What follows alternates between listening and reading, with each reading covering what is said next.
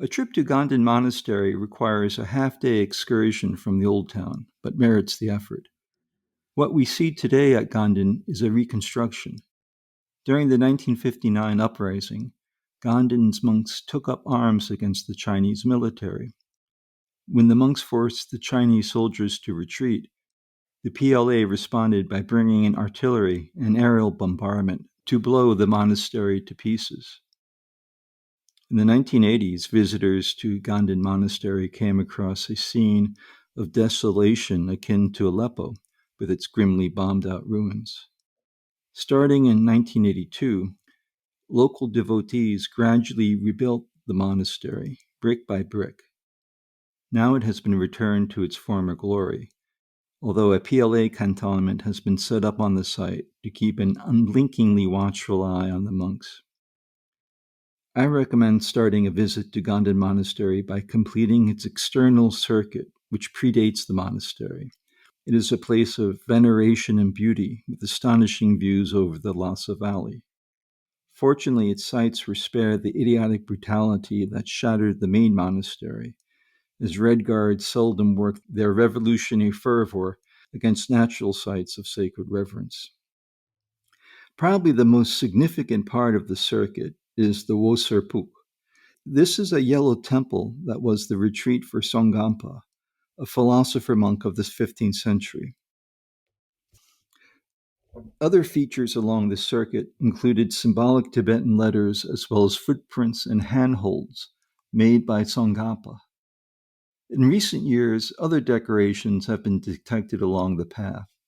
It is not clear whether they are older sites of reference, or they might simply be recently discovered ones, as open devotional ritual regains momentum.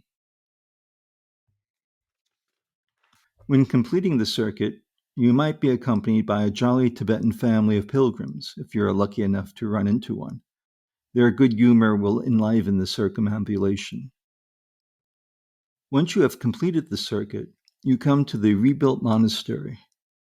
There were 2 colleges dedicated to philosophical studies. A rebuilt red-colored chapel is the temple for the tomb of Tsongkhapa. In its second-floor chapel is the gilded stupa that holds the sage's remains. Before its decimation, monks and lay worshippers visited the cell where Tsongkhapa died and the quarters where he drew upon his energies to develop his learned theories. In the early 20th century, Charles Bell penned this account of the highly venerated tomb. Quote, "You enter a large red building with a gilt pagoda-like roof, and you find the tomb in a small chapel of its own. It is enclosed in a circular Mongol tent, whose walls are felt, overlaid with silks and supported by pillars of red lacquered walnut wood. The tent encloses nearly the whole of the chapel.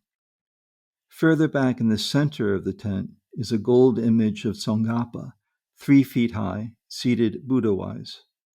In the dimly lit background, taking leave, as it were, of the garishness of the world, is the tomb itself. It is of gold, shaped somewhat like a chorten, and about 12 feet high." Unquote. In 1959, soldiers forced the monks to take out the preserved body of Tsongkhapa from the chorten and burn it. Afterward, a monk risked brutal punishment by retrieving some fragments of Tsongkhapa's remains. These are now reinterred in the reconstructed chorten. The abbot of Ganden Monastery was the head of the Yellow Hat lineage, a decision taken by the 5th Dalai Lama in the 17th century. The abbot was not a reincarnate Lama, but was selected on the basis of merit and scholarship. Sadly, Ganden Monastery lost this important role after the revolt in 1959. It carries on as a re-established institution in India.